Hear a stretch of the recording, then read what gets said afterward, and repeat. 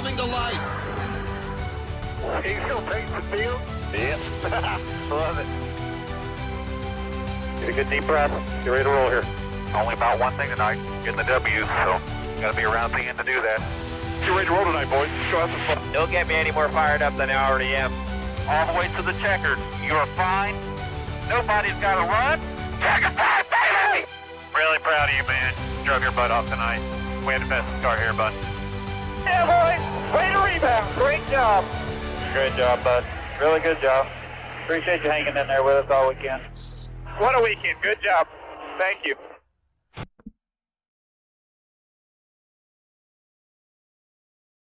And welcome back to Racing in the Draft for another Saturday morning edition. Well, I guess it's now considered afternoon on the East Coast. But either way, thanks for joining in. And as expected, last Saturday night was a great race. I was so happy that the tire did what it did and that the racing was competitive and there was a ton of passing and fall off and all the things that we've been hoping for out of a short track package finally came to fruition. Hopefully NASCAR and Goodyear have picked up on the reception. It was a packed crowd, sold out. I had said that traffic was easy to get in and out of Richmond. Well, we hadn't had a sellout in a while. So traffic getting in was a little bit on the brutal side. Ended up having to walk a little bit of a distance. That's okay, though. Getting steps in is always a good thing for physical activity. And actually getting out, because I was kind of on the outskirts of things, it was pretty easy to get out. What's up, Pope? Yes, let's go. Daytona. Final race of the regular season is going to be wild. Lots of different scenarios, not only in DFS and NASCAR or in Draftkings, but lots of implications could possibly come out of tonight. Was doing great until the last wreck, but today's a new day. Yes, today is a new day. Yeah, I was doing really well, and then still ended up, I think, netting out pretty much even. But either way, it was a great race to watch. It was great to be there in person, and I'm super excited for tonight's race. Fingers crossed. Hopefully Mother Nature behaves and we can miss the raindrops. But doing DFS, not that I want the big one, but we kind of set our lineups around having the big one. And the big one didn't show up until kind of late last night for the Xfinity race. Or soon to be the O'Reilly Auto Parts series. That's going to be an interesting one to... It doesn't quite roll off the tongue like Xfinity does. But either way, we're here to talk about the Coke Zero 400. But let's look back at Richmond from last week, where guess who finally got a real win without having to wreck two people? Austin Dillon. Who saw that coming? He was fast all night long. I was definitely keeping an eye on him, and he was really, really good the entire night.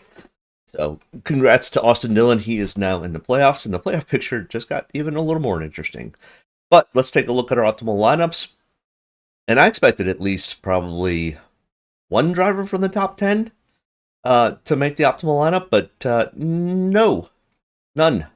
Only Joey Logano, who we kind of suspected went from 38th to 4th.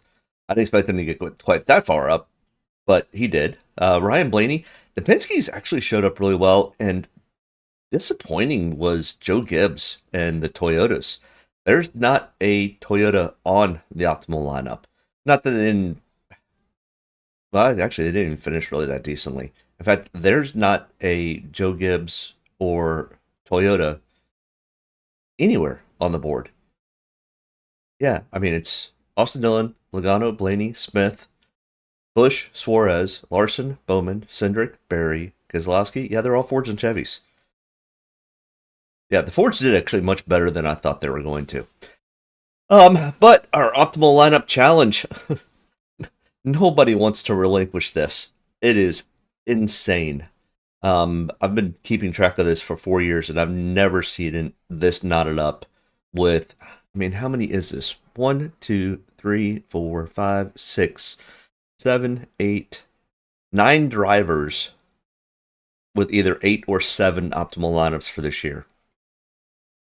And then you just got everybody else. But either way, yeah, this just shows who consistently, and you can kind of look at the points. I mean, Bowman's going to probably get in on points unless something wild happens tonight. Chase Elliott's in, Larson's in, Hamlin's in, Ross Chastain's in, William Byron is in, Ryan Preece is on the outside looking in, Bubba Wallace is in, Ryan Blaney is in, Bella's in, Van Gisbergen is in, Logano is in. So, yeah, this follows very closely to kind of what the points are doing and how the seasons are going. But, there are some outliers that we can kind of keep an eye on and track of. But, yeah, the cream rises to the top typically. Either way, let's talk about the Coke Zero 400 because we got lots of data to go through and go over. No practice, no qualifying. Usually they qualify, which could potentially throw a little bit of a wrinkle into everybody's thought processes. At least it does mine. For the simple fact of these cars haven't hit the track yet. You don't know if there's a potential braking issue. You don't know if there's a potential slight mess up in the setup. You don't know, and you find all that out in practice, or at least in the 2 laps that you go out and run for qualifying. One for the warm-up lap, one for the actual lap. But you would get an indication of, oh crap, there's something broken in this car, or there's something not correct in this car. Let's fix it before we start the race. Yeah, they'll have to drop to the rear, things like that. But either way, everybody's playing on the same field, and everybody better have their stuff buttoned up, because we don't have a clue who may or may not have that buttoned up. Either way, our Daytona 500 winner, Willie B, our regular season champ, also, they went through inspection yesterday, got all the way through inspection, and then one of their crew members went over and screwed with the damn spoiler. So NASCAR was like, you can't do that.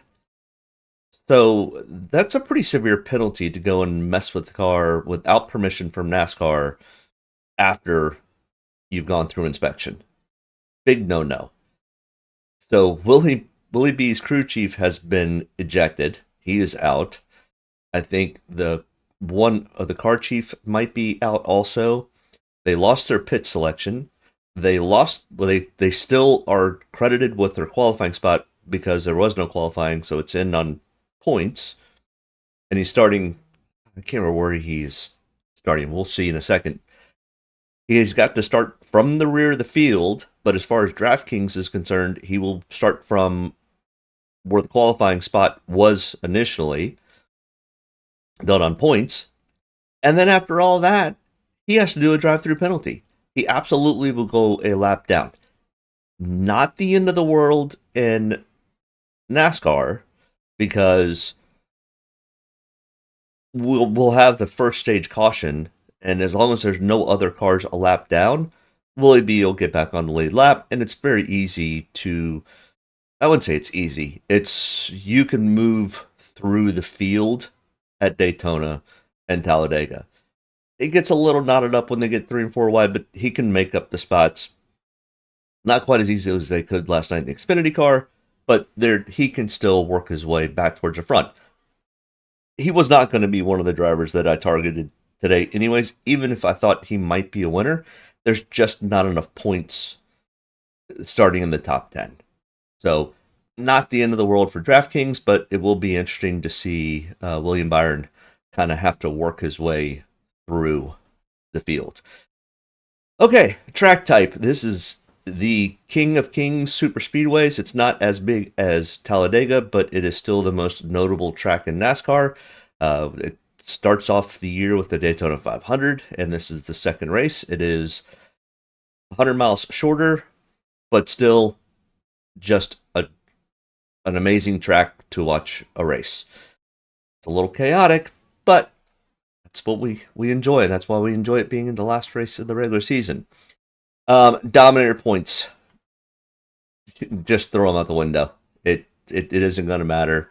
There's 112 of them out there, but it comes from laps led and fast laps. And the fast laps, you're lucky to get 10 fast laps out of this race, which realistically is only 4.5 points. I mean, yes, that will make a difference in potential DFS world because things get kind of pretty tight, but it's not something you can't necessarily go, ooh, I think this person is going to have the most fast laps. It's just not going to happen.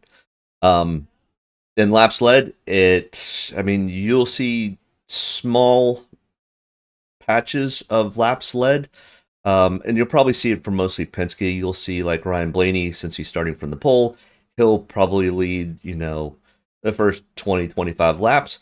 But still, even at that, it's only 2.5 to 5 points. And the problem is, if he slips at all throughout the race, which he's not going to lead the whole thing. It just doesn't happen in this day and age. If he slips to fifth, those points are irrelevant. They're gone. So, laps led and fast laps really do not make much of a difference.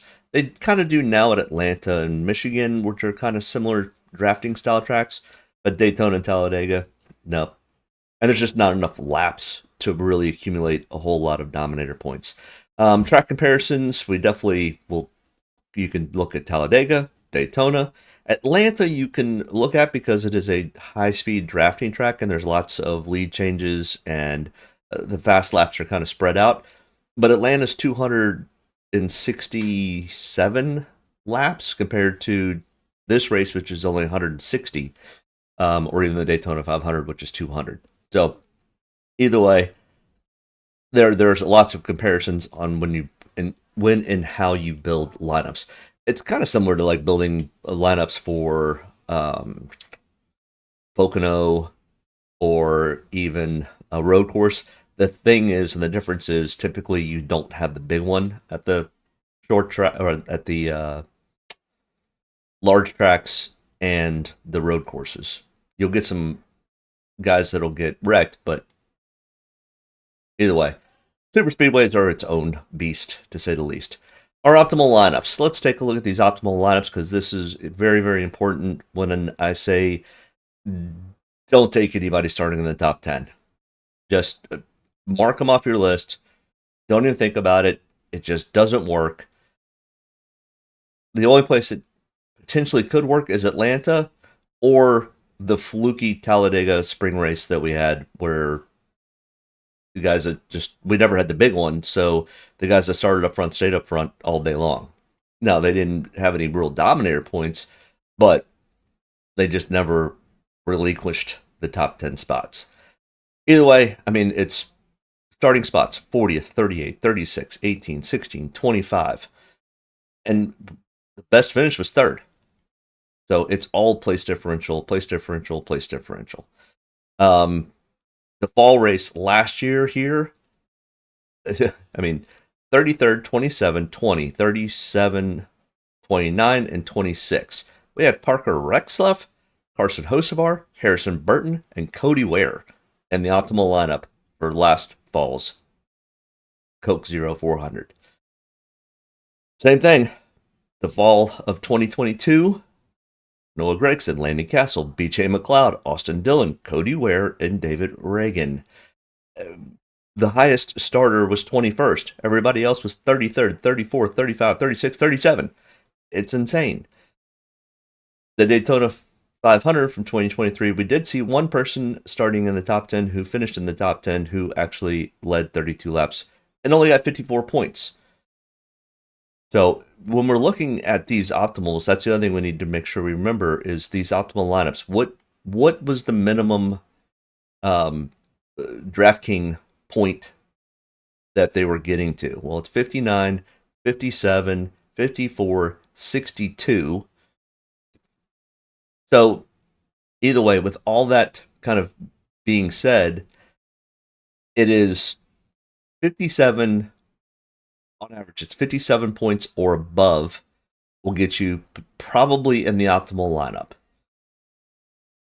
80% chance.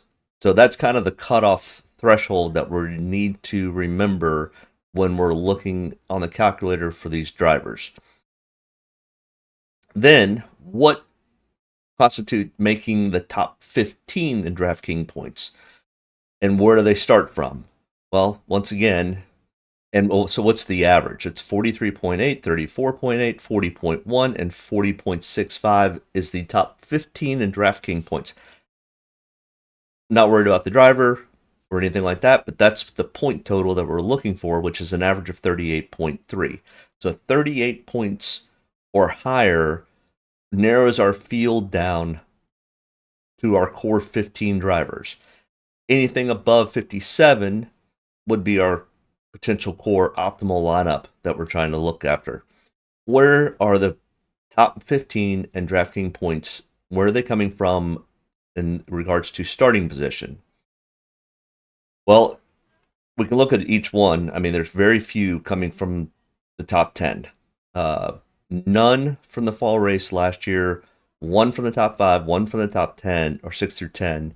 Most of it's coming through 11th or worse. I mean, it's 4, 5, 4, 4, 6, 5, 4, 3, 5, 4, 4, 4, which is an average of only 2.6 coming from the top 10, 3.8 of the top 15 coming from 11 through 20, and the bulk of it's really coming 21 or worst, 4.2 and 4.8.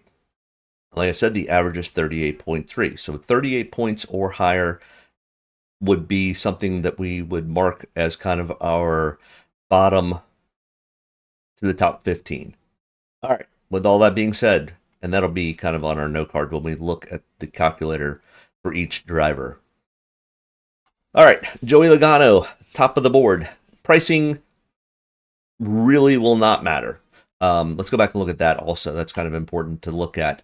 The optimal lineups from previous Daytonas, the last 6. We have $6,300 in salary cap left over, $12,500 left over, $4,600 left over. Only $600 left over in the crazy fall 2023 race. 13,000, 18,800. So on average, there's a ton of salary cap left. So you almost want to go for leaving $4, $5, $6, $7,000 left. I mean, at some points, $18,000 left over in salary cap. It's insane. So salary cap really shouldn't come into play because the drivers that are going to qualify up front, the ones that we're not going to target, are typically the more expensive ones. Point being, Joey Logano starting in 4th, $10,500. Now, the Penske cars are always really good at these high-speed drafting tracks: Daytona, Talladega, Atlanta, Michigan. The Penskes and the Fords are typically very, very good. But starting up in 4th does nothing for DraftKings as far as points. Sure, Joey Logano's probably got a decent shot at winning this race, even though he always seems to screw it up at Daytona. If we look at his average finish, it's 21st. He's only got 2 top 5s. So where does this line come from? This line comes from the last 5 races at Daytona, which includes the Daytona 500 from 2023, the fall race of 23, the spring race of 24, the fall race of 24, and the spring race from earlier this year. Pope asks, can you touch on FD strategy? I'm going to throw some lineups over there. FD meaning FanDuel. To be perfectly honest, Pope, I have not touched or even looked at FanDuel and even how they score their points in 5 years. I'm going to be perfectly honest. You have probably a better explanation on what's happening at FanDuel. I just haven't touched them. I mean, you can. It's probably very similar, though. I'm sure that they do something along with place differential. I'm sure they have stuff with fast laps. I know they have some other awkward things that they do, but I honestly, I don't do it, so I can't give you a good answer. So, I said, I've always been honest with what I know and don't know, and I don't know much about FanDuel. Now, I could probably tell you what to look at for NASCAR Fantasy Live, the just fun NASCAR.com one. But even then, that's... Please continue. Okay, we'll continue. Finishing positions more important on FanDuel. Okay. Yeah, so I mean, if that's the case, then you would potentially target more of the guys that are potentially starting up front or who have average better finishes, which can play into what I talk about with DraftKings. Because still finishing position's important. Still, the biggest key to Daytona and Talladega are absolutely place differential. There's just nothing else when it comes to Talladega and Daytona. Unless you can figure out the one race out of 30 that they're not going to have the big one, which happened at Talladega earlier this year. It happens, but the normalcy of it is very uncommon. So either way, back to Joey Logano. So everybody, the number that comes from here comes from the last 5 races at Daytona. And Joey Logano has 2 top 5s, 2 top 10s, 2 top 20s. All the same race. All the same 2 races. 15.1 DraftKings average and a 21st place average finish. He has a 10.7 average running position. So when he's running well, or running at least close to the top 10. Then he wrecks, and his average finish drops to 21st. Hence being the Daytona 500 earlier this year, he finished 35th. Joey Logano has 33 total starts at Daytona. 1 win, 8 top 5s, 11 top 10s, and 18 top 20s, and 18.5 average finish. But honestly, I put this in here just so we kind of know who potentially is good at some of these tracks, because there are drivers who are very good at super speedways. And a 10.7 average running position for Joey Logano is not bad. That's actually probably one of the better average running positions. But starting in 4th, it does us no good when it comes to DraftKings. What do you say? If you're new to this, most of you guys who join me every week already know all this, but we might have some newbies that show up, so I want to make sure I explain. So average starting position of 4th, an average finish of 14th. This average finish is coming from the Daytona tracks, the average running position, the actual average finish at Daytona, and everything else. Lone Rainey, what's up? Yo, what's going on? Let's look at some calculations, figure it out. Who we're going to take, who we're not going to take for tonight. All right, the last 5 races at Daytona, his best finish is 2nd, his worst finish is 35th. The last 10 similar style tracks, so that's Daytona, Talladega, Atlanta, and the Michigan race from earlier this year, because Michigan has turned much more into a drafting style track. It's not quite as compact when they're racing as Daytona and Talladega, but even Atlanta, they've started to spread out a little bit, and tire wear has started to come into play. But with that being said, the last 10 similar tracks, which I just explained, 5th is his best finish and 36 is his worst finish. And out of those 10 similar style tracks, his average fast laps, which are 0.45 DraftKings points per fast lap run, he averages 3. Laps led is 35. Most of that has come from Atlanta, just so you know, and he did lead quite a few laps at Talladega. But either way, out of the 160 laps, he's averaging about 35. Well, what does that do to the calculations? Well, he's starting in 4th. If he finishes in 4th, let's say he finishes where he starts, and he has the 3 fast laps, and we'll give him 35, his average laps led. That's 50.1 points. That probably doesn't put him in the optimal lineup, which is on average 57 points. It does put him in the top 15 in points, which is 38.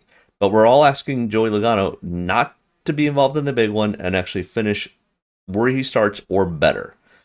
to get to 50. For him to even get to 57, if he finishes in first, he just barely eclipses what we would be considered the optimal line. That's going to be kind of tough. And he's going to have to lead 35 laps. Well, we also know the laps led get spread out, and he's starting in fourth. So he's still got to get past Ryan Blaney to get some decent laps led. So let's say he leads 10 laps. I mean, that takes him all the way down to a 51.85. Like I said, laps led do play a factor, but it's not the end-all, end-all. And that's still if he finishes in first. And that takes him out of the optimal lineup range. So what I've kind of done is, what's the best possible that he could get? I mean, I have it at 67, and I think that was if he led like 70 laps, which it just would be almost unheard of, and had like 10 fast laps. I mean, this is just a knock it out of the park type of a day for him to get to even just 70 points. And that's probably not probably not realistic. Realistically, he might get 10, might have his 3 on average, and we'll give him 7th place. What's 37.85? So I put this here. This is what I think. Well, this is the best he could probably get within reason. The probable is 25 to 40 points. This falls kind of somewhere in there. And the worst, so if he falls all the way to 37th, we're not going to give him 40th. 37th. I mean, it's minus 25 points. So here's the list. I've added this week. The best I think Joey Logano could get to is 67.5. The probable is probably between 25 and 40, which is realistically kind of on the outside of the top 15 in points. And the worst is a negative 29. So honestly, I don't have a whole lot of interest in Joey Logano. Now, we're going to probably skim through much faster the rest of these guys, or we'll be here forever. But I wanted to kind of give a breakdown of what all of this information is. So if you want to go back later this afternoon when you're building lineups, you can kind of look at each driver that you might be interested in. Pope says, I'm behind now, so catch me up. 0 top 10. Correct. Yeah, I am personally not looking at anybody in the top 10, and it gets real iffy from 11 through 15 also. It's so hard and difficult to get enough points, DraftKings points, that is. Okay, William Byron, 10,400, starting in 8th. He will still be listed as 8th when the race starts, but he will have to start from the rear. And after the green flag, he will have to do a drive-through penalty, which means he will lose the draft, which will mean he will lose a lap, unless there happens to be an early caution. And either way, if he does go a lap down and there's a somewhat early caution and nobody else is a lap down, he'll get his lap back. He'll get back on the lead lap. You can work your way through the field. He's got enough teammates and enough Chevys that he can get back up towards the front. And honestly, I'm not sure what Willie B might be running for anyways. I don't have the checkered flags on here. I do for some, don't I? Nope, I guess I don't. I just took the Daytona race from the spring race, which everybody was new. Okay, either way. William Byron's got to win. He got the Daytona win. He's got the regular season championship locked up. He doesn't have a whole lot that he's running for. So, honestly, he's just going to mill around. You know, before, if he could have gotten some stage points and get some more playoff points, he would do that. I mean, it's not that he's not going to go out and try to win this thing, but he's going to take his time. He's not going to try to get up there and get stage points and those types of things. It's just not going to do him any good. He doesn't need it. Is anyone else to the rear other than Byron? Not that I'm aware of at this point, but they have not started to roll the cars onto pit road. And that's typically when they start to see real issues and problems, is when they do their pre-race checks and then they roll to off out of the garage. That's when they go, oh, there's a leak, or oh, there's a a problem, or they fire the car up and it seems to be missing or whatever. That's when we start to see these issues. And I mean, honestly, there's going to be one or two cars that either they miss the setup, which is kind of tough to do, or they forgot to attach something and something is amiss, and they're going to be slow. So there's going to be two cars that it happens to. Which two? We have no freaking clue. And typically you can make the adjustments and it doesn't ruin your race completely. But there are some very, very underfunded teams that aren't typically teams, and drivers who haven't done this in a long time, Casey Mears. I mean, they literally built the car for this race and put a driver in it who hasn't driven in NASCAR in forever. Sure, is it possible that he is able to fire off okay and be able to run the draft all day and miss the big one and still be able to make it to pit road and slow down and do everything the way he's supposed to do, and his pit crew is going to be as fast as a William Byron's pit crew? Sure, and actually all that doesn't matter because then the big one happens and either you miss it or you're in it. But I don't have a whole lot of expectations with Casey Meir today, just to be perfectly honest. All right, so what does Willie B, with the 8th place starting spot, even though he's going to be 40th out of the gate, need to do to potentially be in the optimal? And honestly, based on everything, because the Penske's have a tendency to, if there are laps led by bulk teams, Penske kind of holds that, and typically nobody else gets that. So I don't expect William Byron to go out and lead a lot of laps, and especially now that he's going to go a lap down early, I really don't think he's going to lead laps. So Willie B's really starting to kind of potentially lead. I mean, if best case scenario he happens to come back and win this thing, he's only going to lead a couple of laps. Now, to do this, he is going to be at the rear of the field for a lot of this race. The rear of the field typically has the best opportunity to run the faster laps. So I could easily see Willie B maybe trying to get an extra playoff point, because that does carry over, and the fast lap of the race does get that extra bonus point.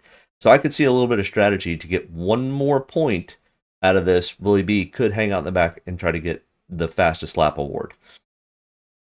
But if we just kind of keep everything as equal, and let's say he's able to make it up to 10th, and he has 6 fast laps, 2 laps led, guess what? That's only 35 points, which is kind of in between of what I kind of probably think that Willie B is probably worth. It's probably between 20 and 44.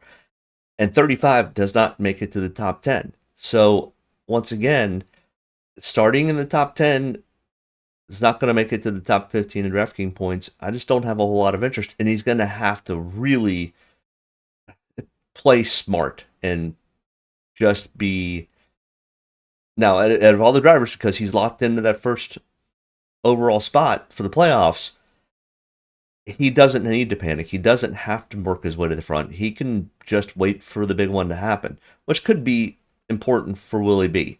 But still, starting in 8th, best case scenario, he gets to 63. Well, that's just barely in the optimal, to be perfectly honest. Let's say he does miss it, and he does finish 3rd, and only has 6 fast laps and 2 laps led. That's 49.2. That's still not in the optimal range. You know, it's 10 points to the good on the top 15 in points, but it's still not even in the optimal range. So I just don't have a whole lot of interest in guys that are starting in the top 10. And we'll just prove this over and over again by going through this. Ryan Blaney at Daytona, the last 5 races, no top 5s, 2 top 10s, a 22nd place average finish, and a 16.3 average running position. He does have 20 starts with 1 win and a 19.1 average finish. He finished 7th in the Daytona 500 earlier this year. But Ryan Blaney, starting from the pole, now he has typically an average of 8 laps led, 3 fast laps, and even if he goes and finishes in 5th, It's only 38.35 points. And that's probably going to be a solid day for Ryan Blaney. And he's going to be like, hey, great. I survived. I'm moving on. Well, that's going to be in the top 15 of DraftKings points. Lester, what's going on, buddy? Byron will start from the rear tonight. Yes, and he will have a drive-through, pass-through penalty, and his crew chief has been ejected. Now, does that really make much of a difference? No, because literally the crew chief can sit out in the motorhome and have all the communications to the guy in the box. We saw that if you happen to watch the Pocono Xfinity race where Dale Jr. was the crew chief for Connor Zilic, and the normal crew chief was back in Charlotte transmitting all of the things that the crew was going to do and not do. So the ejecting of a crew chief really doesn't matter. So they don't have to be there. So not a big deal about the crew chief, but definitely a big deal by starting from the rear and having to do the drive-through pass-through. Those do matter, but it's Daytona. He'll get his lap back. As long as he ends up in the big one, he'll end up top 20. But top 20 with an 8th place starting position does us no good. Same thing with Ryan Blaney starting in first. I mean, the best Ryan Blaney probably could do is get to 57 DraftKings points by starting in first. And that's if, let's put him on the calculator here, he moves up to first. He leads 40 laps, which is an insane amount, and has 8 fast laps. That's 58.6. That's an insane amount of laps led. It just doesn't happen in Talladega and Daytona that they lead that many laps. I mean, we only have 160 laps to run tonight. It's just very difficult to lead that many laps because they're 2 by 2 by 2 by 2. Sometimes they even go 3 by 3 by 3, which makes it even more wonky on who actually leads the lap. So, yeah, and that just barely puts him to making the optimal. Like I said, this number, typically if you're the leader at Daytona or Talladega, you're not getting the fast lap. The guy that's in 25th inside the draft is getting the fast lap because the guy that's leading is pulling the rest of the field. So, yeah. So I mean, I think more realistically, if he finishes in first, it's still only 47.6. Not making the optimal with that. And honestly, his average finish is 17th. He's probably at best gonna finish 7th.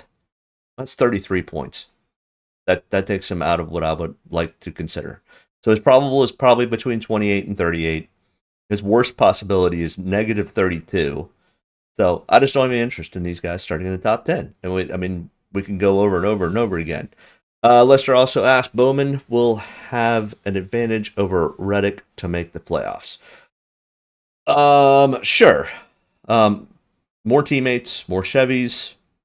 Bowman's better at drafting style tracks than Reddick is. Not that Reddick is bad at them, but just by sheer numbers. And also, Bowman's been more consistent than Reddick. What is the point spread between the two of them? I actually have not. I just keep listening. Standings, playoff picture. You've got Alex Bowman. Tyler Reddick has a 29-point advantage over Tyler Reddick. But if Buescher, Preece, Kyle Busch, Ty Gibbs, AJ, Brad, Carson Hocevar, Michael McDowell, I mean, all these guys have potential of winning this thing today. Eric Jones, John Hunter Nemechek, any of these guys outside the top 16 in points win, and now it's a one-man race between Reddick and Alex Bowman. Buescher, miracles would have to happen for Buescher to fall into making it out on points. It's just not going to happen.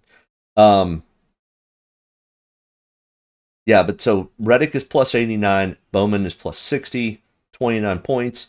Well, if Reddick doesn't get any stage 1 or stage 2, and Bowman can get first, he can make up 20 points right out of the gate. So it could easily swing to a 9-point swing. And if Bowman's out front and Reddick is not getting stage points, that means he's outside the top 10. That means that flips. Now, if there's no new winner, let's say Ryan Blaney does win this thing, or Chase Elliott wins this thing, or Willie B comes back and wins this thing, somebody who already has a win, then it's a moot point, and Reddick and Bowman are both in. So we would have to see an outside winner. The shot of that's pretty good. But Bowman's going to have to make up 29 points. And to do that, because it's pretty much 1 point per spot, vaguely, Bowman's going to need to get some stage points where Reddick doesn't. Now, Bowman's got the advantage. He's starting closer to the front. I think he's starting in 9th or 10th. Where's Bowman starting? Alex Bowman is starting. See, Reddick is starting 27th, which might be good for us for Draftkings. And Bowman is starting outside pole. So Bowman should and could get some stage points where it might be a little more difficult for Reddick to get up there, at least in stage 1. So, back to DraftKings. Denny Hamlin starting from 6. Well, his average finish at Daytona over the last 5 races is 24.8, and his average running position is 20.3. He's not been typically good at the super speedways in this next-gen era car. But anybody could pop off and get a win. I mean, even Cody Ware could win this thing tonight. It's not completely out of the realm of possibilities. It's going to be difficult. A lot of things are going to have to go his way. But this is probably Cody Ware's best track. So anything's possible. But starting in 6 with the average finish of 19th, an average fast laps of 7, laps led of 5. His best finish at Daytona in the last 5 races is 17th. His worst is 38th. I mean, I have his best projection at 56. And I could put this on the calculator, but I've kind of already done the math for everyone. If you want to see a calculator on somebody, please let me know. But this is kind of the breakdown. His best possible is 56, which doesn't make the optimal. His probable best is somewhere between 15 and 42. And his worst would be 27, and that's if he falls all the way to 37th. Any worse than that's going to just drive that number down. So we'll do a quick one. Where do we think Hamlin might finish? I mean, we'll even have him finish where he starts. It's not going to calculate. If we give him his average fast laps, average laps led, it's 42.4. Doesn't make the optimal. It is probably 11th or 12th in total points for the day. So, I mean, you can put a Hamlin in. I'm not going to, though. Our first driver who will be... I expect Chase Elliott to be 55 to 60% owned. Maybe a little bit less. He could be 45 to 50%. Because it does get spread out, but this is our first biggest opportunity for somebody who consistently runs pretty well at drafting style tracks and has a lot of teammates and Chevys that can help get him and keep him up front. So Chase Elliott starting in 30th. He finished 15th in the Daytona 500. 21.4 average finish, 17.5 average running position. He does not have a win at Daytona. I'm sure we'd love to get that. 3 top 5, 5 top 10s, 10 top 20s out of 19 total starts. But here's why it's going to be the first real big name that's going to have a lot of ownership. His best probable is 79. The worst is -1. And that's if he falls all over to 37th, starting in 30th. So the worst he's going to get down to is a -1. The probable is 38 to 62. Well, 38 is the top 15 threshold that we're looking at. So this alone gets him the green check mark with the best opportunity to potentially potentially the top of the chart. So, I mean, even if he finishes in 12th, with only 6 fast laps, no laps led, it's 51.7. If he gets a top 10, it probably puts him in the optimal lineup, or real close. So a ninth place or better for Chase Elliott puts him in the optimal lineup. That's why he's going to be so heavily owned. I will have a pretty high share of him. I don't think I'll get over 50% on any one driver, but I will have a large contingency of 30 to 50% owned drivers, and I'm just gonna make lineups with those guys. I mean, at this point, we're down to 9,900. We're under the $10,000 threshold for the first driver that I would potentially take. Brad Keselowski, 9,600, starting in 10th. He has an average finish of 18.2, an average running position of 14.1, finished 26th in this race last year. And on the calculator, his best opportunity for points would be probably 59. So let's give him that first place to kind of show you how the math works here. And if he leads his average 6, 57.5. So he's going to need a little bit more fast laps or laps led to get to that 59. It's just really hard to get above the 57-point threshold when you're starting in the top 10. Now, he's in the top 15. And if you have a Brad Keselowski in your lineup and he does score first and he does get 57 points, I would put it at a greater than 50% chance that he probably makes the optimal lineup.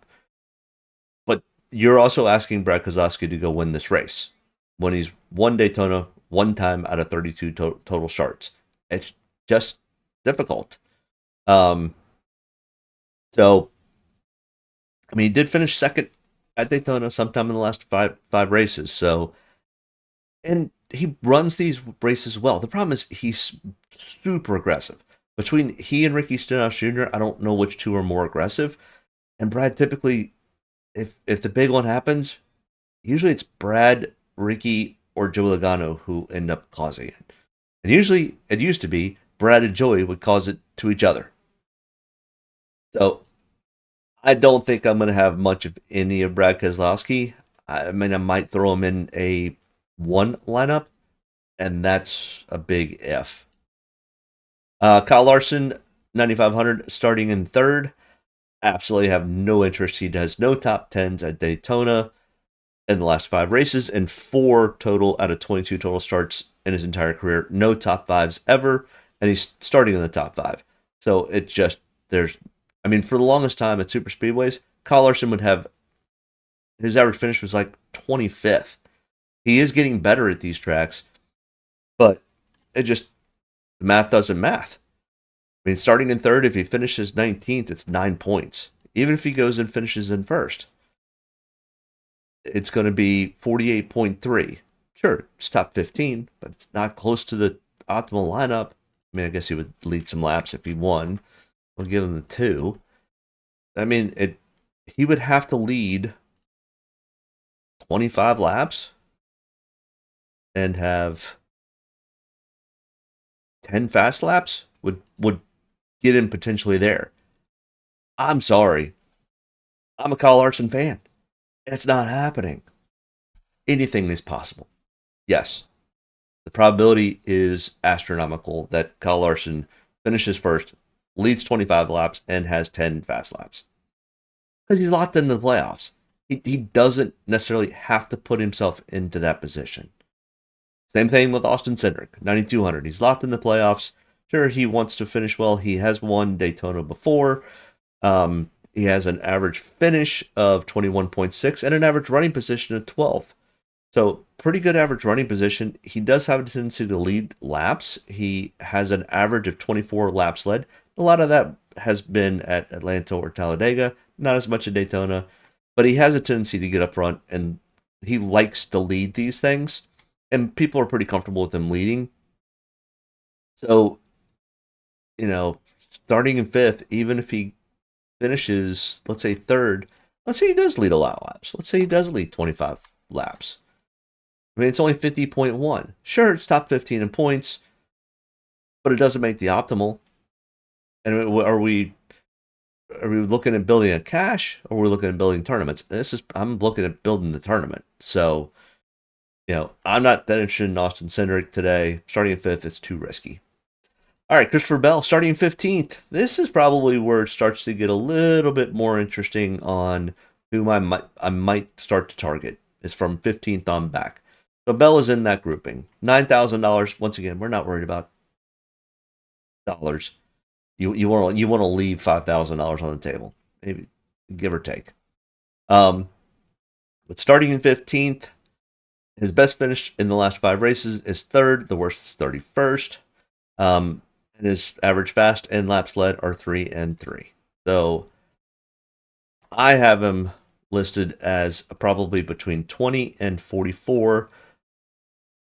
If he can get up and finish 3rd, that's a 50.1 with 3 fast laps and 3 laps led. Probably not quite the optimal, but very, very safe in the top 15, maybe even top 10 in DraftKings points. Now, if he goes and finishes in 1st, it's 61 points, almost that 62 that I talked about. Definitely probably puts him in the optimal lineup. So I don't mind running some Christopher Bell, but when I'm saying on percentages of run, I'm probably going to have him 15 to 20% of my lineups. And he's probably one of the highest starting drivers that I'll probably have much of any ownership with. Kyle Busch could fall into this group also. Kyle Busch does run Daytona fairly well. But Kyle Busch, God, last week, if he didn't hit every car on the track, he missed the pace car by an inch. Joking slightly, but God, he was a wrecking ball last week. It was insane to watch. I just don't. If anybody happened to watch Action Detrimental with Denny Hamlin this week, he was like, I really honestly was about ready to call Kyle Busch and be like, dude, are you okay? Door slammed Denny Hamlin for no reason. Just misjudged. It was insane. We just don't. The Kyle Busch is not the Kyle Busch he used to be. I don't know where the focus went. But kind of the same similar type of scenario as Christopher Bell, starting one spot different. 14th to, he's going to have to win. So play the narrative of him winning.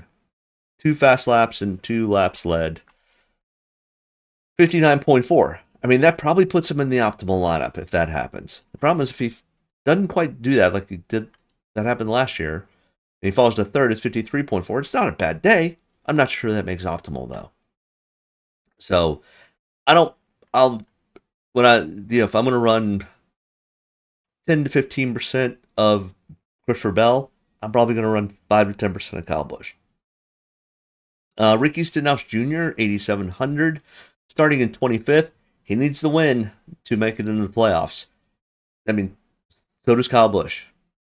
But Kyle and Ricky both are probably 2 that need it the most that we've now come across. Everybody else prior to this either has a really good shot on points or has the win and they're already in the playoffs. So Kyle Busch and Ricky Stenhouse Jr. are realistically the first 2 who do not have that. Ricky Stenhouse Jr. starting in 25th does have 1 win in the last 5 races here, but we look at his average finishes, it's 23.4 or 22.5 average running position. It's either checkers or wreckers with Ricky. And he's super aggressive. Kind of like Carson Hocevar. And yeah, Ricky's just aggressive, but it gives him the win sometimes. So starting in 25th, he doesn't even necessarily have to win. He gets to a 10th, and it's a 51.25. We're getting close at that point. I've got his probable very, very close to, it's probably 40, which will probably put him over the top 15. To get to that 57, he's going to need to finish 7th. Yeah, 7th place, starting in 25th, 5 fast laps, and he doesn't even need to lead a lap. So I definitely like the Ricky Stenhouse Jr. play today. I will have a decent amount of ownership. So this is the second driver of the group so far that I'll have true ownership in. First being Chase Elliott, second being Ricky Stenhouse Jr. All right, Chris Buescher starting in 24th, 8,600. Does same as Ricky Stenhouse Jr. does have a win here in the last 5 races at Daytona. He's got an 12.6 average finish. That's the best average finish we've seen so far, with a 12.2 average running position. Finished 10th in this race last year. Let's put him on the calculator. Let's see, the best possible scores is 73.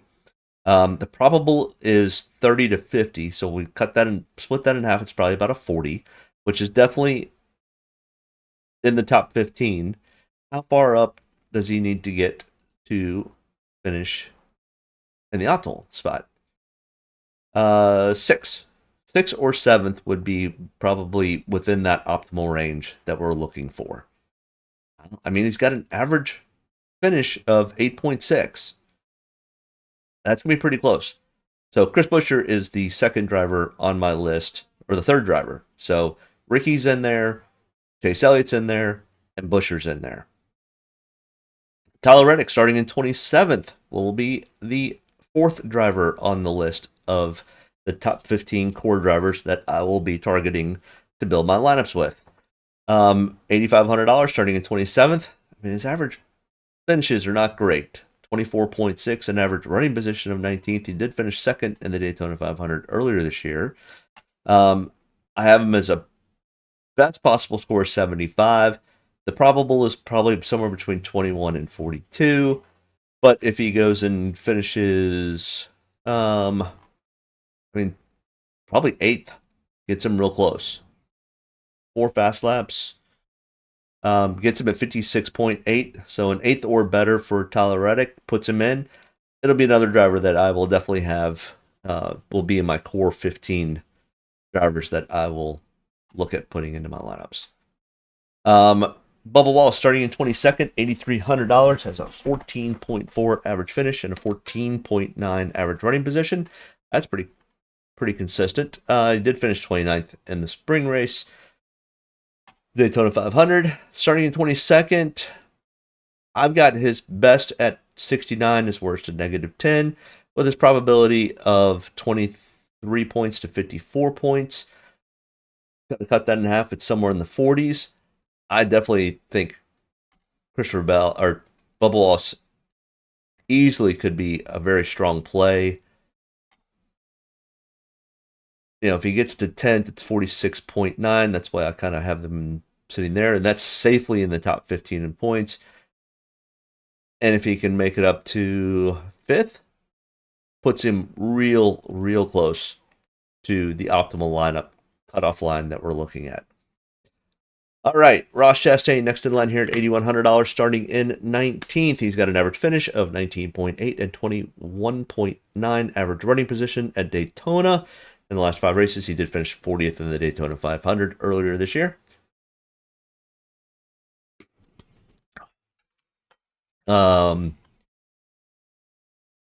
19th, so best score of a 67. Probable is probably somewhere between 10 and 40. Probably closer to that 27, 28 range. So I'm not going to probably target him a whole lot. I will have some ownership in him, but not a ton. He's just a little risky at these super speedways, and he's been a little bit inconsistent lately. Even a 10th place finish gets him in the top 15, but not close to optimal. To get to close to the optimal, he's going to need to finish at least top 5, probably more like top 3. So, I mean, he's got a best finish of 9th, and in the similar style tracks, his best is 6. So he's not even getting really that close to a top 3. So I don't hate the call. I don't love the call. I did not give him the green check mark. So he will not be in my base core. He won't be somebody I'll completely fade. He'll be somebody I'll kind of put in a few lineups.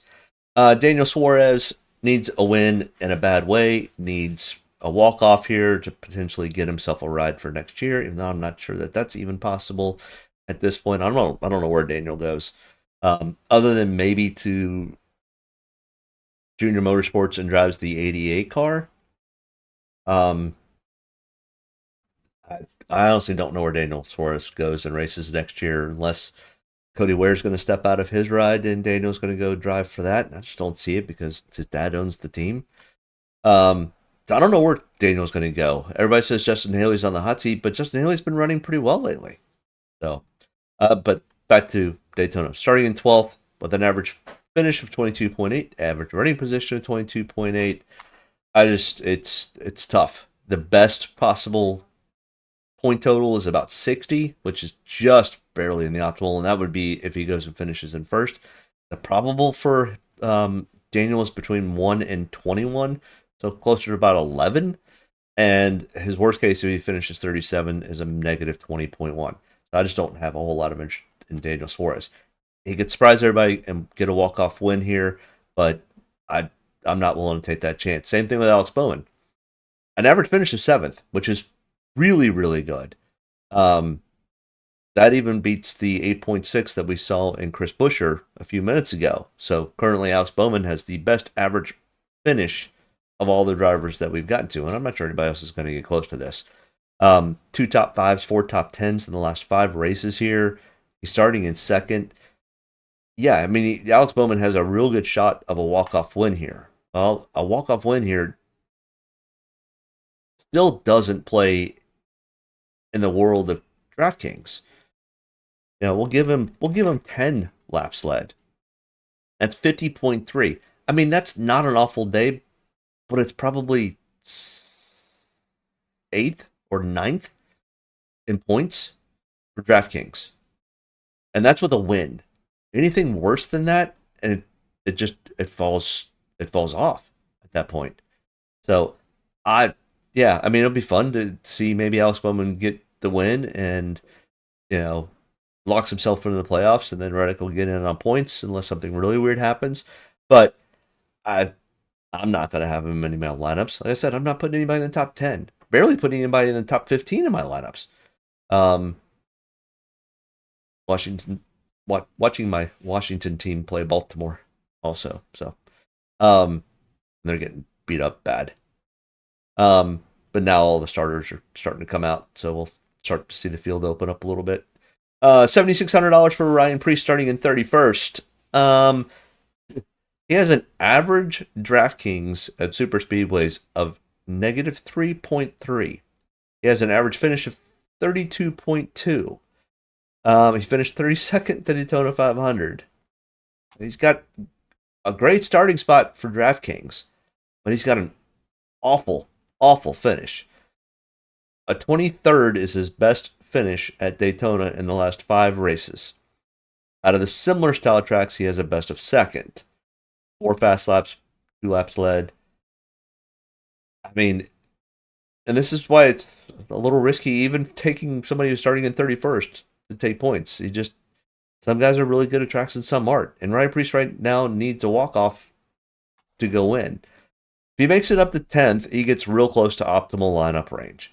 So I will still have ownership in Ryan Preece, but if I'm looking, kind of like I said before, I'm going to probably run him 30 to 50% for the core 15 drivers that I'm looking at. Ryan Preece would be in that core 15, but he's probably going to be closer to the 30% ownership compared to like a Chase Elliott would be closer to 45 or 50% ownership. Just consistency. And Ryan Preece just doesn't have the consistency at Daytona. Chase Briscoe starting in 9th. We can cover this again, but starting in the top 10, I just don't have a whole lot of interest. His best possible points is 57. A probable is more in the realm of in the high 20s, which isn't close to any of the numbers that we need. Michael McDowell, 7,300, starting in 20th, does have a Daytona 500 win, but recently he has not finished these races at super speedways well.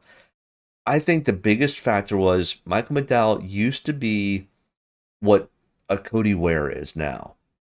Not the comparisons, they correlate, but they don't really compare. Or vice versa. I can't remember what that is. But either way, Michael McDowell used to be one of the drivers that would just wait it out in the back, avoid the big one, and then with 20 laps to go, that's when he would go and make a charge.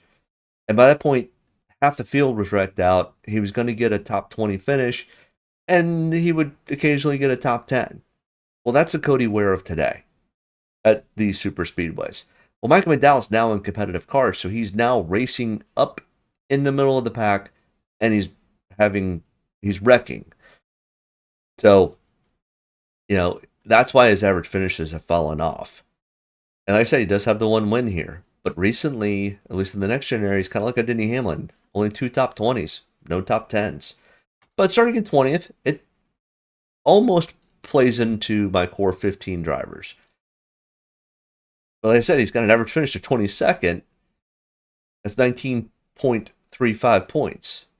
We'll starting in 20th, it's going to be tough for him to get up in lead laps. We'll give him 5 just to be nice. And we'll give him his 5 average fast laps. Finishing in 22nd, 21.5 points. He's going to need to finish 10th to kind of be in the middle of this range here. I don't mind running some. So Michael McDowell, if I've got a core 15, Michael McDowell is like 16th, 17th, 18th on that list. I'll take a couple shots with McDowell, but probably more to the line of like 10 to 15% ownership. Carson Hocevar. Carson the Chaos. I don't like the Hurricane or Tornado or whatever they came up with. I like Carson Chaos Hocevar. That's just me. That's what I'm going to call it. Starting in 16th, he's aggressive enough that he could easily go get the win. The problem is getting the win here for us in DraftKings Worlds still may not be enough. It's going to be close, though. Because he actually is one of the better drivers for having fast laps because he is aggressive and does push. I mean, his average fast laps is 9 at these super speedway style tracks. So how far up the board can he get? To 64.5. That's why I say he has the best possible score of probably 65 points. His probable is 11 through 28 with his average finish. His best finish is 11th here at Daytona. If he gets to 11, has 9 fast laps and 2 laps led, it's 41.5. Sure, top 15 in points, but not close to the optimal. So what if he doesn't win? The top 5 would get him probably close. 54.5. Depending on how lineups get spread out, it's possible that he could make the optimal at that. Probably not, though. Josh Berry at $7,000. 27.5 average finish, 21.2 average running position. He did finish 37th at the Daytona 500 earlier this year. Never finished in the top 20. And he's starting in 11th. His best potential score is 59. His probable is somewhere between 5 and 33. And he needs to get to 38 to be top 15, so no real interest there. Ty Gibbs starting in 18th. He's going to be kind of like a Michael McDowell or Carson Hocevar. Not a complete all-out fade, but, I'll run a smattering of them. His best is 66. That's if he finishes in first, has some fast laps and laps led. His probable is closer to 14 to 39. Just if he goes and gets his average or finishes where he starts, it's 27.5. It's tough. And he just hasn't shown enough consistency with a 19.6 average finish, to do it. He finished in 16th here at the Daytona 500. So, not a complete fade. Probably less than 10%, more than 5%. AJ Allmendinger, but Ty Gibbs also one of those he needs a win to get into the playoffs. All of these guys down here pretty much, other than like Shane Van Gisbergen, are going to need to win to get in. AJ Allmendinger, 6,600. It's real hit or miss with AJ. Either he gets into the big one or has a parts issue, or he finishes really, really well. And that's why he's got 2 top 10s in the last 5 races here. 13.7 average finish, which is not bad, but a 23.3 average running position. He finished 41st in this race at the Daytona 500 because we let some Indy driver come race who didn't qualify. So AJ finished 41st, but he typically only run 40. So his possible worst is probably 10. Best of 69. Probable is 13 to 35 DraftKings points. If he just gets to his average, that's 34.25. If he gets a top 8, nope, needs a top 5. Yep, a top 5 would put AJ into the optimal lineups. So he's not going to be in my core 15, but he's probably going to be in the next grouping of drivers, that 16 through 20 spot. Austin Dillon starting in 7th. He's got the win from last year. I just don't think he's going to do well today. He's got a 29.6 average finish, no top 20s in the last 5 races here. He does have 2 wins, but he does kind of fall into a lucky spot and get some decent strategy. Sure, he could win, but his best finishing first is 55 points. His probable is 3 to 24, so more like about a 17 or 18 points, and that's just not close. So not interested in doing that. Eric Jones, 6,300, starting in 26th. His average finish of 18.4, 19.9 average running position, has a 12th place average finish.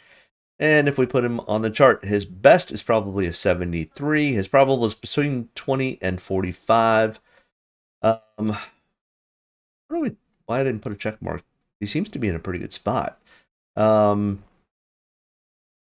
I think if he gets to 10th, gets to 10th, it's a 50.9. It's his average fast laps, no laps led, 51.8. That's probably why I don't have the check mark that I'll have in my core 15. But he'll be kind of like AJ. I'll have a little bit of ownership of Eric Jones. He just won't be in my core grouping. John Hunter Nemechek absolutely will be in there. 6,200 starting in 34th. He's also going to be probably pretty heavily owned. He's got a 9th place average finish. If you've been listening to this for long enough, that's the 3rd best average finish so far of the drivers that we've looked at, with a 21.2 average running finish, or average running position. He finished 5th at the Daytona 500 earlier this year. Now, the sample size is not huge. 5 total starts, 1 top 5, 3 top 10s, 5 top 20, and an 8.8 average finish. So even without the 5 starts, it's still an 8.8. So, his best possible score is an 81. If he just goes and gets his average finish, what did I say it was, 9th? That's 61.8. That's without leading any laps. That's only with 4 fast laps. He absolutely makes the optimal lineup. He's in really, really good shape. He is definitely in my core 15, probably more like my core 5 to 10. Noah Gragson, next in line here at 6,100. Hey, you know what? You want to upset the NASCAR world and throw it completely upside down on its head, have Noah Gragson go win this race. He's super popular, first off. So it'll be a huge popular win. But then all of the people who are clamoring about this whole points and win and you're in type thing, if Noah gets the win, everybody's going to be super excited because it's Noah. But, oh my God, they will freak out like they did last year with Harrison Burton's win. But not worried about that right now. I'm worried about the points. What does Noah Gragson potentially give us? He's got an average finish of 24.5, a 24.8 average running position. His best finish at Daytona is 9th. His best at similar style tracks is 3rd. And he's starting in 32nd. What is that? How far up does Noah need to climb to make the optimal? Probably a top 10 would get it. Yep, top 10 with 4 fast laps would definitely probably put him there. 57.8. So a 10th place for Noah Gragson. Noah Gregson's going to be in my core grouping. Todd Gilliland, $6,000, has an average finish of 28.8, 19.7 average running position. Does not have a top 20, even in the 7 total starts. No top 20s for Todd Gilliland. He does get the check mark, but if he doesn't ever get to the top 20, so let's just say he finishes 21st, it's only 29.8. We're going to need to have, his best finish at Daytona is 23rd. His best at similar style tracks is 8th. we're asking for a lot to get into the top 20 here. We're going to need some attrition and him not being part of it. And we're going to need to have him finish 7th? No, 9th. 9 or 8. 8 with 4 fast laps would put him in there. I mean, for a guy who's never scored a top 20 at Daytona, I'm going to remove this check mark. I don't love it. The probability is probably closer to a mid-30s. God, Washington's just getting slaughtered here. It's not even funny.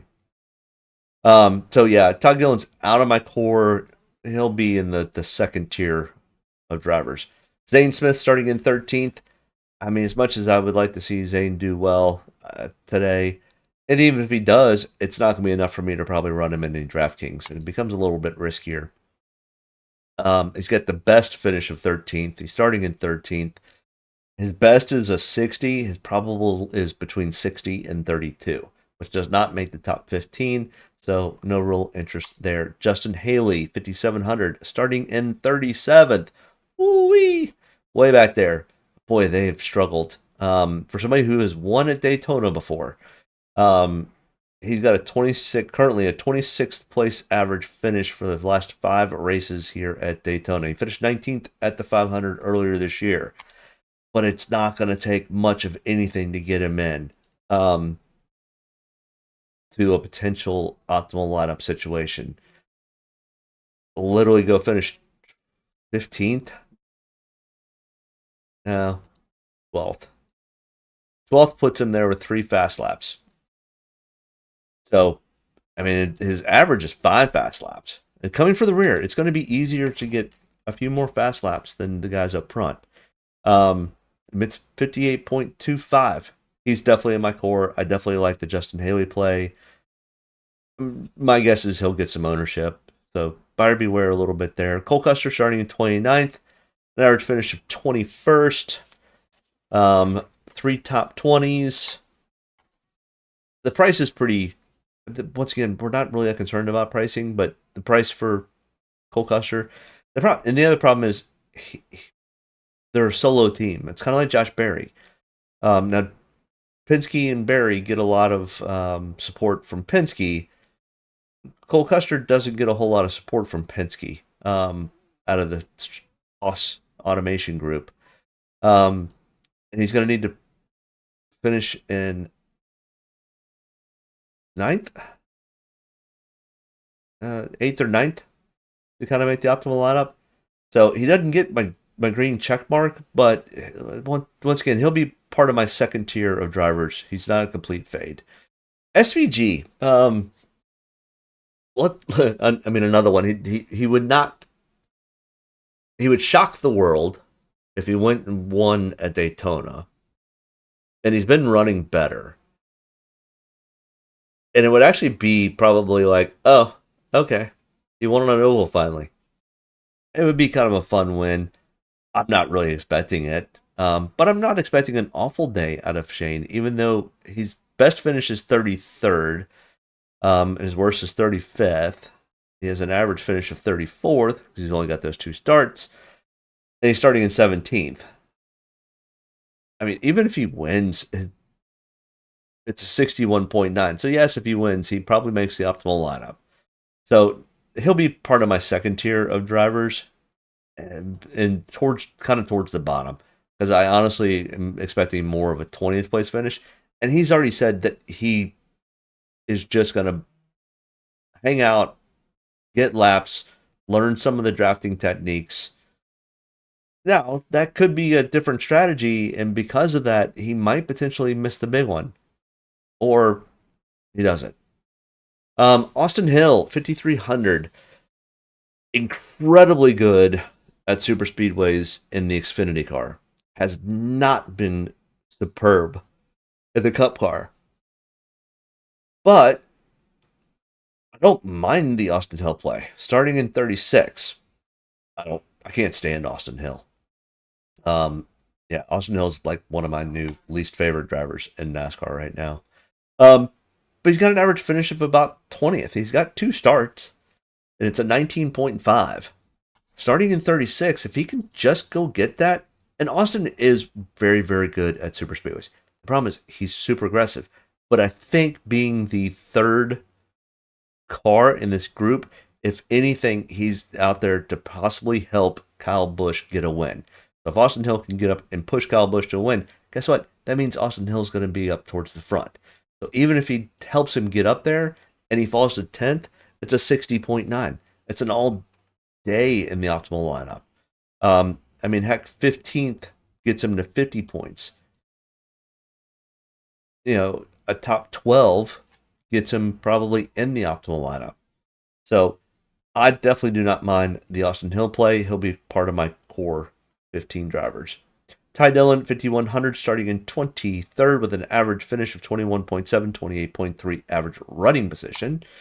I do not have him in my core. He is kind of too risky, in my opinion. Starting in 23rd, if he gets his average finish of about 20th, it's not good.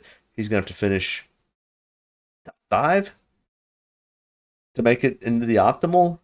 And realistically, I have his probable outside of the top 15. So not an all-out fade, but he'll be on the low end of my second tier of drivers. Riley Herbst. This would be a fun one if Riley Herbst ended up winning this thing. And that would throw everything into a quandary, especially if Riley Herbst. Say Riley Herbst goes out and wins, and Reddick has an issue in this race, and Blaney just barely sneaks in on points, and Riley Herbst knocks out Tyler Reddick from the playoffs. Oh, that would be a wild one. That would be interesting. How far up does Riley need to get at $5,000? I mean, the optimal line really doesn't change with pricing this week because we have $10,000 left over in salary cap.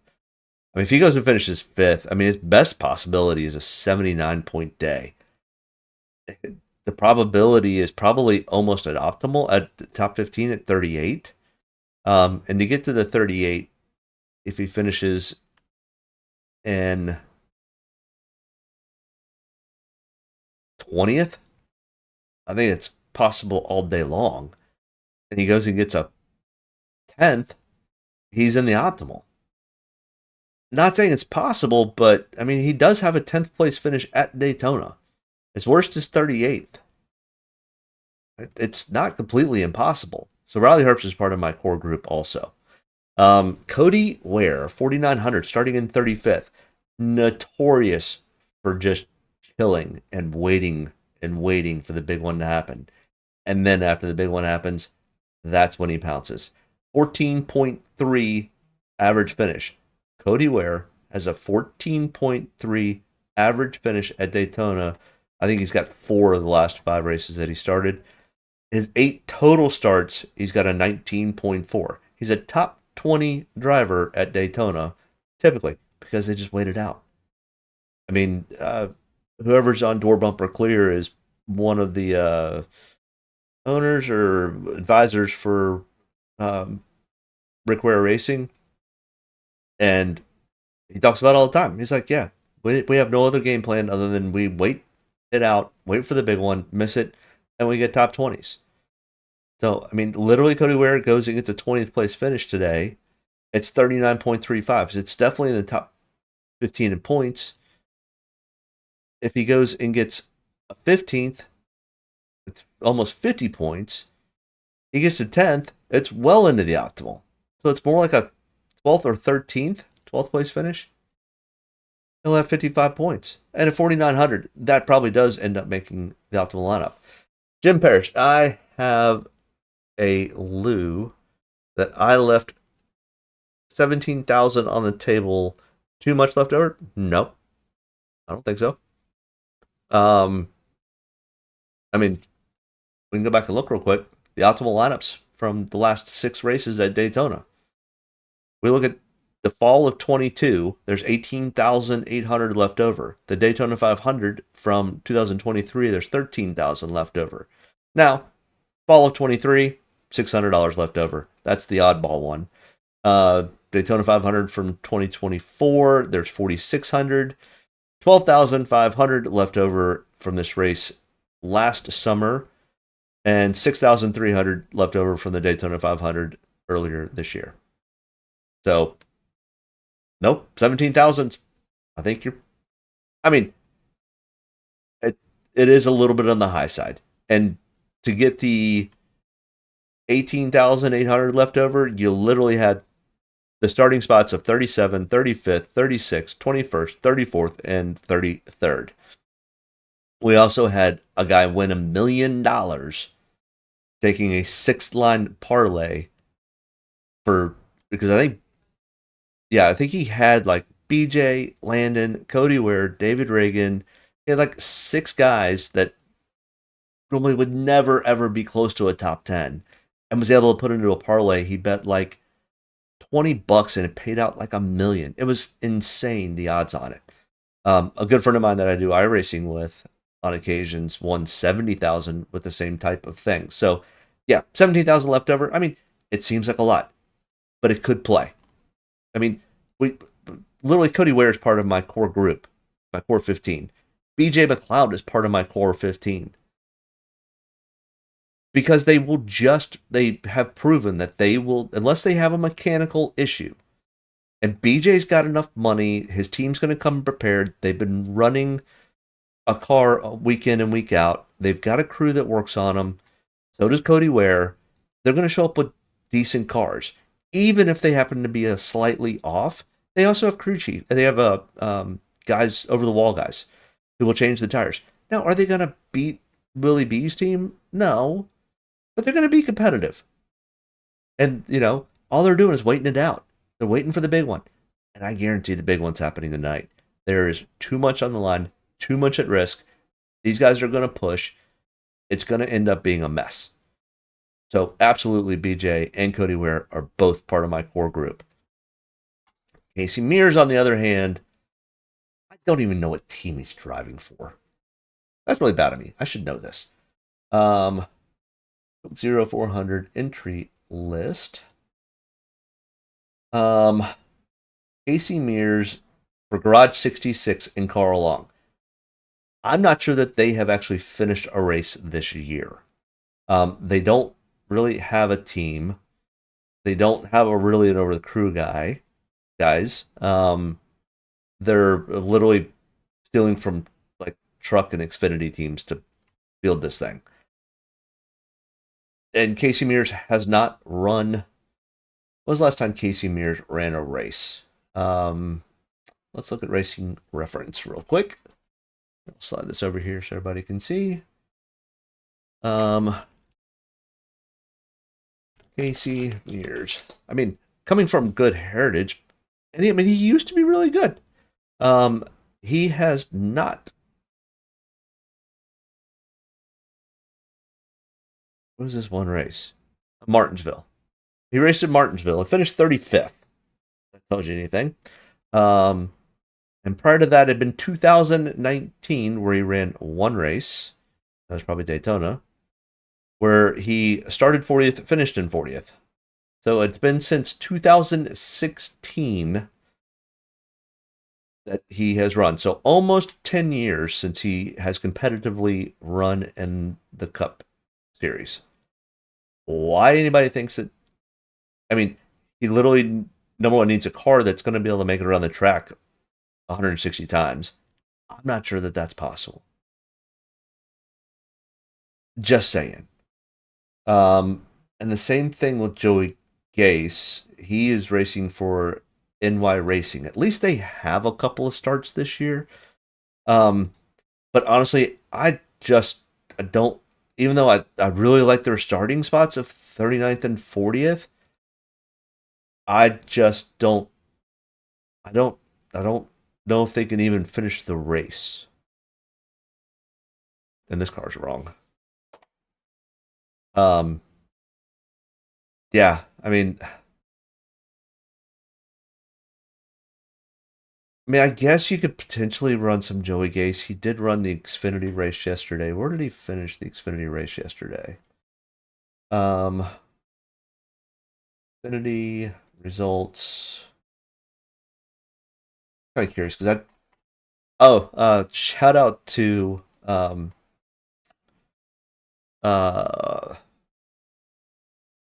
Garrett Smitley with a top 10 finish last night in the Xfinity race. Thought that was hilarious. Good on him though. I've actually raced with Garrett on iRacing before. He's a lot of fun. He's a good guy. What was I looking for? Daytona race results. Where did Joey Gase finish yesterday? Joey Gase. I finished in 21st. Good for Joey. Looks like on the lead lap too. Yeah, Joey Gase. Not only Decker finished 22nd next to Joey Gase. That was a crazy race. Yeah, Garrett Smitley finished in 8th. So, I mean, yeah, these things could go topsy-turvy. But it doesn't take as much to run the Xfinity team. Oops. What we got going on here? Why is all my stuff out of whack here? All right, there it goes. Oops. Sorry. I'm back. All right. Sorry about that. I have Eric Jones, Gregson, Gilliland, Herbst, Ware, McLeod, which totals 16.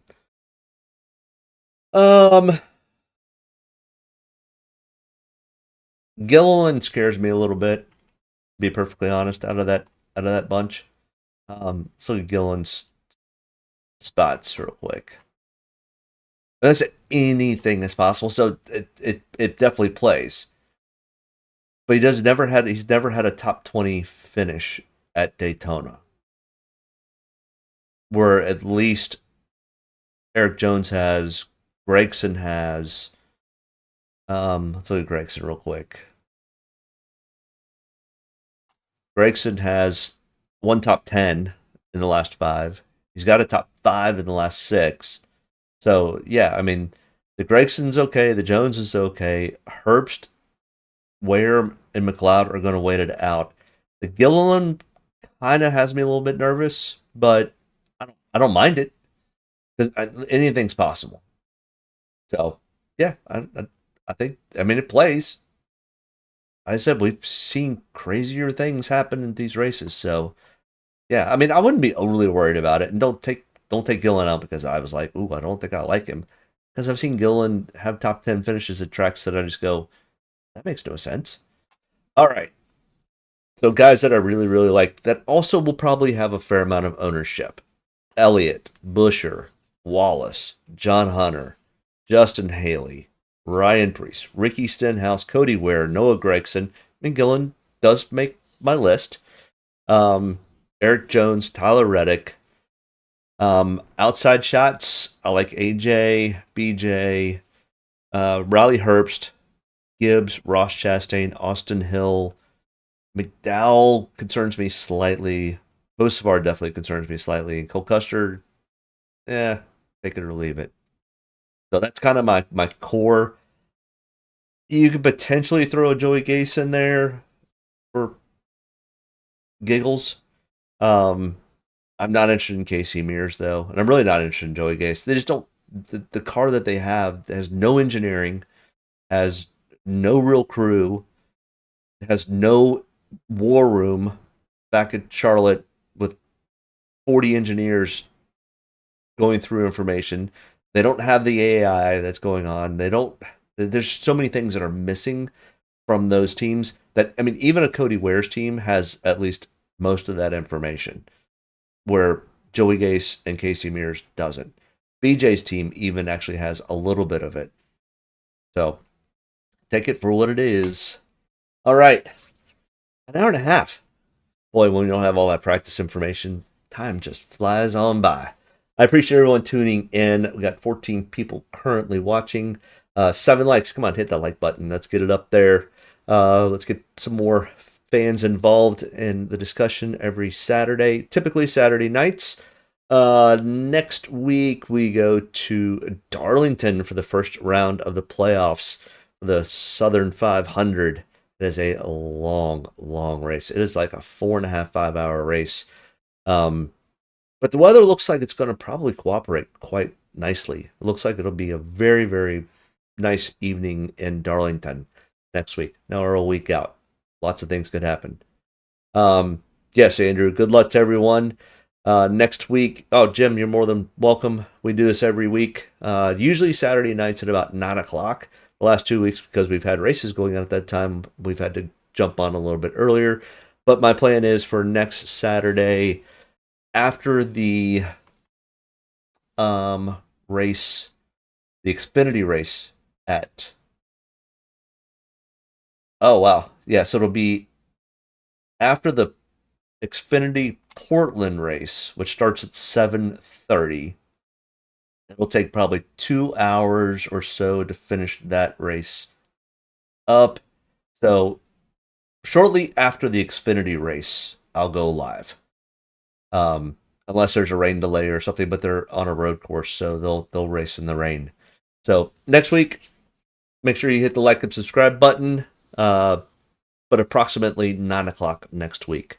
I appreciate everyone tuning in. Good luck if you happen to hit a big one tonight and take home the bag. Please let me know. I have one more question. I have 25 drivers. Not enough. I'm not, Jim. I don't think I know what you're asking. You have 25 core drivers that you're running like 80 lineups, or I have one more question. I have 25 drivers. Not enough. I need more information, Jim. I don't know if I understand your question. Like I run when I kept talking about having a core, I'm probably going to have a core 15 drivers that I run in about 80 different lineups. I will then have another Draftkings, 25 drivers. We can only run 6. Are you talking about you have 25 drivers that are your core drivers? Because that actually almost sounds like too many for core.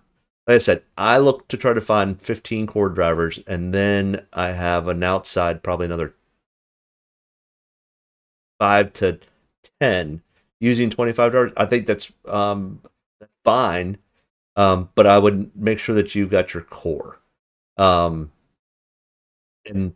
when we went through everything, you can kind of see how I end up breaking down to that core, which, like I said, which would be somewhere between 10 to 15 drivers, and then I'll have another 10 drivers that are my second tier, and then the rest of the group, which would end up being another 15 to 20 drivers that I have no real interest in.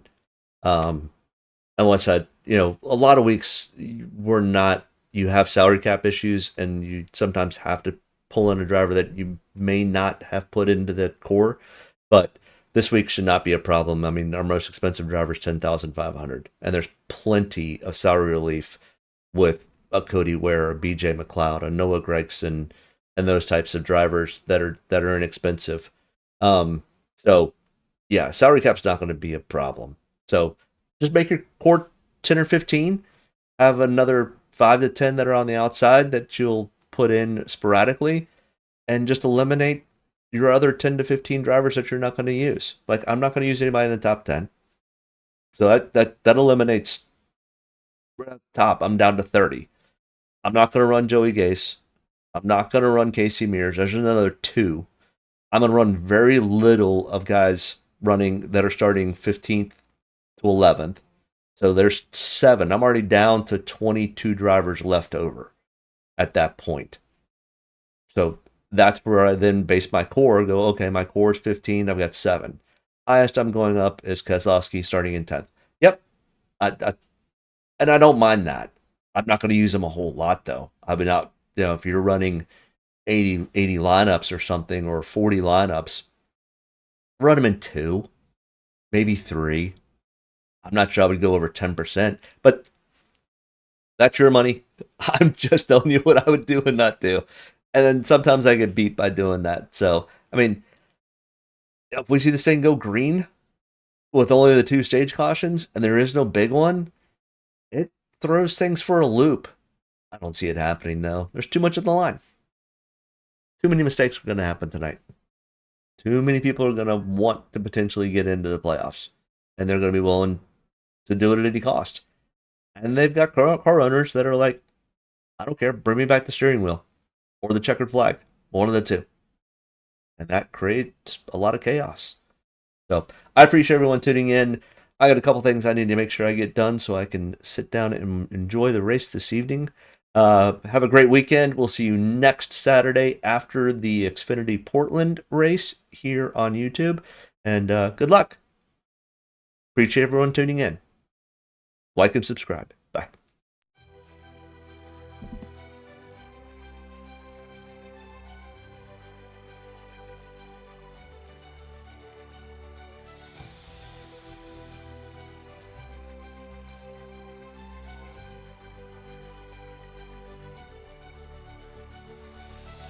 Gentlemen, start your engines. 40 cars coming to life. Can you still pace the field? Yep. Love it. Get a good deep breath. Get ready to roll here. Only about one thing tonight, getting the W, so gotta be around the end to do that. Get ready to roll tonight, boys. Go have some fun. Don't get me any more fired up than I already am.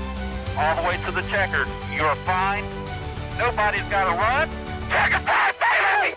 Really proud of you, man. Drove your butt off tonight. We had the best car here, bud. Yeah, boys. Way to rebound. Great job.